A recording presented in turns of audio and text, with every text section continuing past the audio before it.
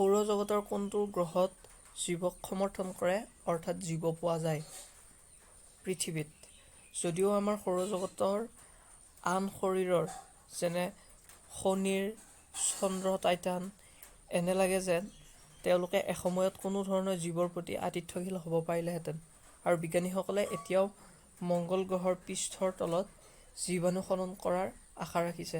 পৃথিৱী এতিয়াও জীৱনক সমৰ্থন কৰিবলৈ জনাজাত একমাত্ৰ পৃথিৱী। কোনে লোথাল আৱিষ্কাৰ কৰিছিল?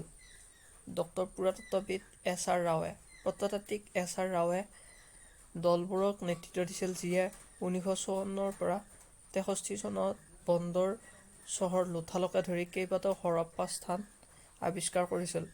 হৰপ্পা সংস্কৃতিৰ দুটা উপ-সময় চিহ্নিত কৰা হৈছে: পিৰিয়ড এ টু 400 to 1900 খ্ৰীষ্টপূৰ্ব আৰু পিৰিয়ড বি 1900 পৰা 1600 খ্ৰীষ্টপূৰ্ব। মহেঞ্জোদাৰোৰ দৰে লোথাল শব্দটোৰ অৰ্থ হৈছে দেৱতাৰ ঢিপ। কোনে হৰ্ষচৰিত লিখিছিল? বাণভট্টই হৰ্ষচৰিত লিখিছিল। বাণা, যাক বাণভট্ট বুলিও কোৱা হয়, 7ম শতিকাত বিকশিত হৈছিল। তেওঁৰ নাম সংস্কৃত গদ্যৰ অন্যতম শ্ৰেষ্ঠ প্ৰভু, যি মুখ্যতঃ তেওঁৰ ইতিহাস হৰ্ষচৰিতৰ বাবে বিখ্যাত আছিল।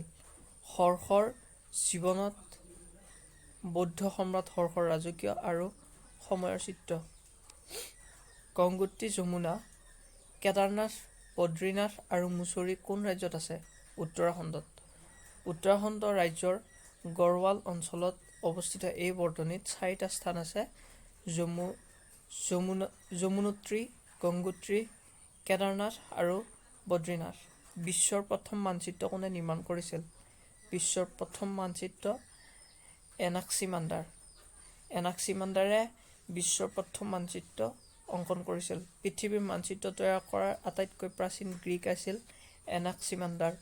খ্ৰীষ্টপূৰ্ব 600 শতিকাত তেওঁ পৃথিৱীখন নলাকাৰ বুলি ধৰি লৈ সেই সময়ত জনা পৃথিৱীৰ এখন মানচিত্ৰ আঁকিছিল। গোলাকাৰ পৃথিৱীৰ ধাৰণা ব্যৱহাৰ কৰি বিশ্বৰ মানচিত্ৰ আঁকিবলৈ প্ৰথম গ্ৰীক আছিল এৰাষ্ট্ৰোথেনিছ। ভাৰতৰ প্ৰথম মানচিত্ৰ কোনে নিৰ্মাণ কৰিছিল? ভাৰতৰ প্ৰথম মানচিত্ৰ জেমছ ৰেনেলে নিৰ্মাণ কৰিছিল অৰ্থাৎ আঁকিছিল। জেমছ ৰেনেল, তেওঁৰ জন্ম হৈছিল 3 ডিচেম্বৰ 1742 চনত চুডলেডেভেন। তেওঁৰ সময়ৰ আগশাৰীৰ ব্ৰিটিছ ভূগোলবিদ, আৰু তেখেতে 29 মাৰ্চ 1830 চনত লণ্ডনত মৃত্যুবৰণ কৰিছিল। ৰেনেলে ভাৰতৰ প্ৰথম প্ৰায় সঠিক মানচিত্ৰ নিৰ্মাণ কৰিছিল আৰু এ বেংগল এটলছ 1779 প্ৰকাশ কৰিছিল, যি ব্ৰিটিছ কৌশলগত আৰু প্ৰশাসনিক স্বাৰ্থৰ বাবে গুৰুত্বপূৰ্ণ কাম কৰিছিল। পৃথিৱীৰ প্ৰথম পুৰুষ কোন? পৃথিৱীৰ প্ৰথম পুৰুষ আদাম। আদাম প্ৰথম ব্যক্তি আছিল। তেওঁৰ সৃষ্টিৰ দুটা কাহিনী আছে। প্ৰথমে কৈছিল যে ঈশ্বৰে তেওঁৰ প্ৰতিচ্ছবিত পুৰুষ আৰু মহিলাক একেলগে সৃষ্টি কৰিছিল। অসমত কোনে তেল পাইছিল? অসমত তেল ইংৰাজে পাইছিল, কিন্তু আৰ. উইলকছ নামৰ এজন ব্যক্তিয়ে অসমত তেল উদ্ভাৱন কৰিছিল।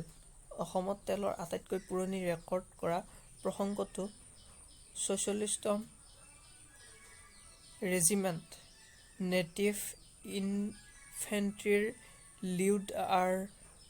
উইলকছৰ পৰা বিচাৰি উলিয়াব পাৰি, যিয়ে ইয়াক এনেদৰে দেখিছিল: "খুব সোঙে ৰোগা ৰঙীন হৈয়ে গেছ আৰ সেউজীয়া পেট্ৰলিয়ামেৰ দুৰ্দান্ত বুদবুদ"।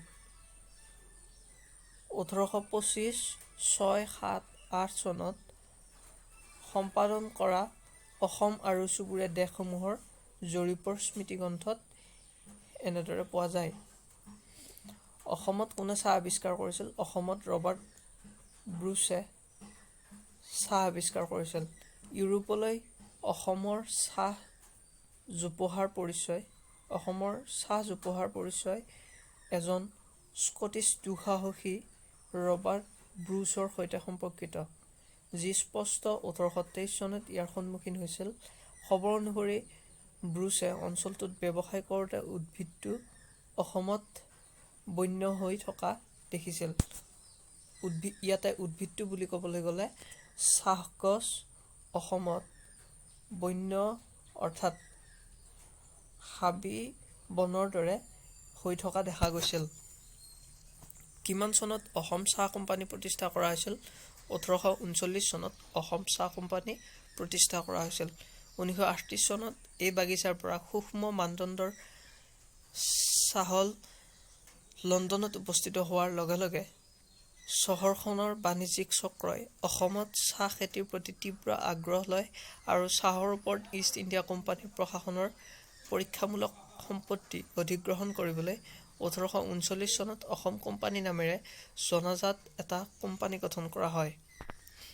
বন্ধুসকল, মই আপোনালোকৰ বাবে এই জিকে প্ৰশ্নখিনি বহুত কষ্ট কৰি গুগলৰ পৰা বা অন্য কিছুমান কিতাপৰ পৰা বিচাৰি উলিয়াই আপোনালোকৰ মাজত দাঙি ধৰিছোঁ।